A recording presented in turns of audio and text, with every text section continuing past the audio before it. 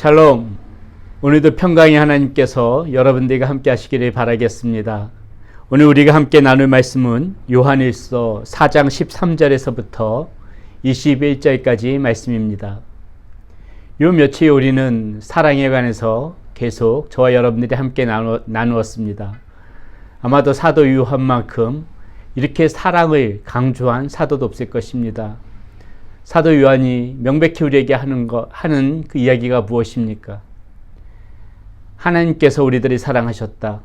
우리가 하나님의 사랑을 입은 사람들이라면은 우리도 서로 마땅히 사랑해야 될 것이다. 아마도 사도 요한은 이것을 우리에게 이야기해 주고 싶은 것이 아닌가 생각합니다. 그렇기 때문에 이렇게도 많이 사랑을 강조하지요. 그래서 사도 요한을 일컬어서 사랑의 사도라고 부르는 거 아니겠습니까? 오늘 20절 말씀에도 보게 되면은 변함없이 이 요한이 우리에게 이야기해 주고 있는 바 그 형제를 사랑함에 관해서 이렇게 이야기해 주고 있습니다. 누구든지 하나님을 사랑하노라 하고 그 형제를 미워하면 이는 거짓말하는 자니 보는 바 그 형제를 사랑하지 아니하는 자는 보지 못하는 바 하나님을 사랑할 수 없느니라. 우리가 하나님을 사랑한다고 고백을 한다면은 정말 우리의 마음 가운데 하나님을 사랑하는 마음이 있다면은 형제를 사랑하는 것이 마땅한 것이라고 이야기해 주고 있는 것입니다. 보이는 그 형제를 사랑하지 못하면서 어떻게 보지 못하는 하나님을 사랑할 수 있다고 말할 수 있느냐? 그것은 거짓이다. 이렇게 지금 사도 요한은 우리에게 이야기해 주고 있는 것입니다. 그렇지요. 우리가 하나님을 진심으로 사랑한다면 일단은 먼저 보이는 내 앞에 있는 형제부터 사랑하는 것이 지극히 마땅한 그 말이 아닌가 싶습니다. 자, 그렇다면은요, 우리가 이렇게 형제를 사랑하기 전에 우리가 먼저 좀 한번 생각해 봐야 될 것이, 이것이 우리가 감정적으로 이게 사랑할 수가 있지만은 이 감정적인 사랑은 또한 언제든지 식어질 수 있는 거 아니겠습니까? 그러므로 우리가 진실한 하나님의 자녀로서 우리가 사랑할 수 있는 사람들이 되려면은 우리가 먼저 사랑받는 그런 존재였다는 그런 정체성, 그런 자각이 먼저 필요한 것입니다. 저와 여러분들의 마음속에 정말 내가 하나님으로부터 사랑받는 그런 사람이구나, 그런 인식이 우리의 마음 가운데 심어질 때 그 하나님께서 주신 그 사랑의 마음으로부터 우리의 사랑도 흘러나올 수가 있다는 것이지요. 우리의 감정적인 사랑은 일시적일 수 있지만은 이 하나님께서 주시는 그 은혜로 말미암아 베푸는 사랑은 우리가 어떠한 사랑도 우리가 다 행할 수 있는 것이고요. 때로는 정말 사랑하기 힘든 사람까지도 사랑할 수 있는 것입니다. 우리의 의지와 마음으로는 한계가 있지만은 우리가 정말 하나님의 이 사랑을 깊이 깨닫고 이 하나님의 사랑을 충분히 받은 그런 하나님의 자녀라는 정체성이 있다면은 이러한 사랑도 가능하다는 것이죠. 그래서 저는 오늘 저와 여러분들이 함께 나누고 싶은 부분이 무엇이냐면은 하나님께서 우리들을 어떻게 사랑하셨는가, 오늘 본문 말씀 가운데서 그 부분을 한번 좀 살펴보려고 합니다. 하나님께서 우리들을 어떻게 사랑하셨을까요? 오늘 말씀해 보니까 첫 번째, 성령님께서 우리 안에 내주하도록 해주셨다고 합니다. 성령님께서 우리 안에 내주하도록 하셨다. 다시 말씀드려서 성령님 역시도 하나님이시니까는 이 하나님이 우리 속에 내주하는 그러한 사랑을 베푸셨다는 거예요. 여러분, 하나님께서 우리들을 사랑하시지 않는다면은 우리 안에 내주할 수가 있겠습니까? 그 싫은 사람과 함께 동거할 수 있습니까? 미워하는 사람과 동거할 수 있습니까? 하나님께서 우리 안에 내주하셨다는 그 의미는 무엇입니까? 우리들을 너무나도 사랑해 주시기 때문에, 하나님께서 우리들을 너무나도 사랑하시기 때문에 우리 안에 내주하신다는 거 아닙니까? 성령 하나님께서 우리 안에 내주하신다는 그 의미는 다시 말씀드려서 하나님께서 그토록 우리들을 사랑하신다는 의미입니다. 오늘 말씀에 보면 15절 말씀 한번 보세요. 자, 이 하나님께서 이 사랑하는 사람 앞에 내주하시는데 이 사람은 어떠한 사람이기에 이 하나님이 내주할 수 있는가? 어떠한 사람한테 이 하나님께서 이런 사랑을 베푸시는가? 그것이 잘 나와 있는데 15절 말씀에 보면 이렇게 나옵니다. 누구든지 예수를 하나님의 아들이라 시인하면 하나님이 그의 안에 거하시고 그도 하나님 안에 거하시느니라. 이렇게 얘기하고 있어요. 예, 하나님의 사랑을 입을 수 있는 사람, 하나님이 내주할 수 있는 사람은 무엇이냐면요, 누구든지 예수를 하나님의 아들이라고 시인하기만 하면 된대요. 예수님이 하나님의 아들이십니다. 이것을 시인하는 자마다 하나님께서 그 사람을 사랑하고 그 사람한테 내주하신다는 것입니다. 13절의 말씀 보세요.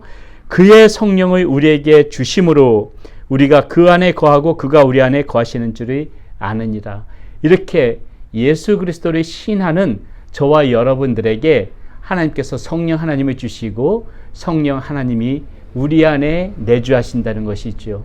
이렇게 내주하시는 성령 하나님께서 이제 우리가 선한 일을 할 수 있도록, 이렇게 사랑의 사람들로 살아갈 수 있도록 그렇게 이끌어 가시고 인도해 가신다는 것이에요. 성령님께서 우리 안에 내주하신다는 그 의미는 하나님께서 철저하게 우리를 사랑하신다는 그러한 증표가 되어지는 것입니다. 자, 또한 하나님께서 우리들을 어떻게 사랑하셨냐면요, 심판날에 담대하게 하셨대요. 심판날에 담대하게 하셨다. 자, 그 말씀이 어디에 나오냐면요, 17절의 말씀입니다. 이렇게 나오네요. 이로써 사랑이 우리에게 온전히 이루어진 것은 우리로 심판날에 담대함을 가지게 하려 함이니 주께서 그러하심과 같이 우리도 이 세상에서 그러하니라. 네, 여러분, 하나님의 심판, 이 날, 이 얼마나 무서운 날입니까? 이 심판날에 모두가 두려워서 떨 그런 상황 아니겠습니까? 그런데 우리는 두려워 떨 필요가 없다는 거예요. 담대할 수 있다는 것이에요. 왜요? 우리는 하나님께서 우리들이 사랑하시니까는. 사랑하는 사람은 어떠한 형벌과 어떠한 진노도 피할 수 있으니까는 우리는 담대할 수 있다는 거예요. 심판날이 다가와도 겁낼 필요가 없다는 거예요. 그 하나님의 사랑을 입지 않은 사람이 두려워 떨고 그 하나님의 사랑을 받지 않은 사람이 무서워해야지, 우리는 담대할 수 있는 특권을 주셨다는 거예요. 어떻게요? 우리가 예수 그리스도를 시인했기 때문에, 우리가 예수 그리스도를 우리의 구원자여 우리의 주님으로 받아들였기 때문에 그것으로 우리는 하나님의 사랑을 충분히 입었고, 하나님의 사랑을 입은 우리는 이렇게 담대할 수가 있다는 것입니다. 이러한 사랑을 하나님께서 우리에게 베풀어 주셨다는 거예요.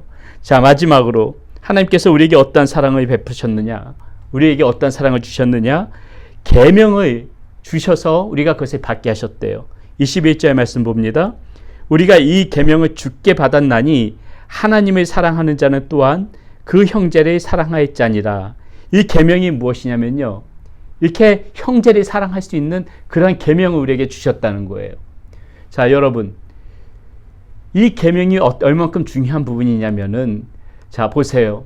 하나님이 어떤 선물을 나눠주시는데 하나님께서 다 나눠주실 수 있어요. 그런데 하나님께서 그것을 분담해서 우리에게도 이만큼 듬뿍 주시고 이것을 사람들에게 나눠주라고 하는 거예요.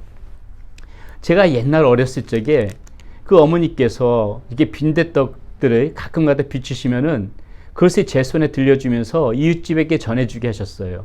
어린 마음에도 그 빈대떡을 가지고 그 이웃집 찾아갈 때 얼마나 마음이 좋은지 몰라요. 그것을 주면은 그 이웃분들이 좋아하는 그 모습이 눈에 선했거든요. 그러니까 어깨가 당당해지고 정말 기분 좋은 마음으로 그 빈대떡을 드리는 겁니다. 어머니가 갖다 드리래요. 이러면 그분들이 얼마나 좋아하는지 몰라요. 그 모습을 보는 저 역시도 너무나도 마음이 흡족해서 무엇을 제 손에 쥐어주면서 전해주라고 하면은 그렇게 좋을 수가 없었어요. 우리가 준 선물도 마찬가지 아닙니까? 선물이 받아서도 좋지만은 아마 저와 여러분들 다 경험해 보셨을 겁니다. 그 선물을 나눠줄 때 그 마음 얼마나 기쁩니까? 그 선물을 받는 사람의 그 표정을 보는 것만으로도 우리가 그 주는 손길이 너무나도 기분 좋고 너무나 기쁘지 않습니까? 여러분, 하나님께서 이렇게 우리에게 사랑이라는 선물을 우리 손에 쥐어주시고요, 너희들도 나눠주라는 거예요. 이렇게 나눠줄 때 그 사랑을 받는 사람들의 기쁜 표정을 보라는 겁니다. 그리고 더욱더 놀라운 것은 우리가 이렇게 사랑을 베풀 때 하나님도, 하나님이 주셔놓고선도 그것을 가지고 우리가 잘 나눠줬다고 칭찬하신대요. 이 다음에 하나님 나라에서 상급을 주신대요. 아, 이 얼마나 귀한 사랑을 우리가 받았습니까? 우리에게 하나님께서 이렇게 사랑을 주도록 하는 이 계명을 우리에게 주셨다는 거예요. 이것이 하나님께서 우리들이 사랑하지 않는 사람에게 이런 것을 맡길 리가 없잖아요. 우리들이 너무나도 사랑하시기 때문에 이런 것들에 맡기는 거 아니겠습니까? 그러므로 사랑하는 여러분, 제가 이 시간 여러분들에게 드리고 싶은 말씀 이것입니다. 우리는 정말 이 하나님이 주신 은혜대로 그 마음대로 정말 형제를 사랑해야 됩니다. 보이는 형제를 먼저 사랑해야지요. 예, 그것이 보이지 않는 하나님을 사랑하는 것과 똑같은 것입니다. 그런데 이 하나님을 사랑하기 전에, 이 형제를 사랑하기 전에 우리가 그 사랑이 온전히 이루어지기 위해서는, 지속되어지기 위해서는 저와 여러분들이 먼저 하나님으로부터 이런 충분한 사랑을 받은 사람이라는 것을 먼저 인식하는 것이 중요합니다. 하나님께서는 여러분들을 사랑하십니다. 하나님께서는 지금도 여러분들을 사랑하시고요. 앞으로도 사랑하실 것입니다. 영원토록 사랑할 것입니다.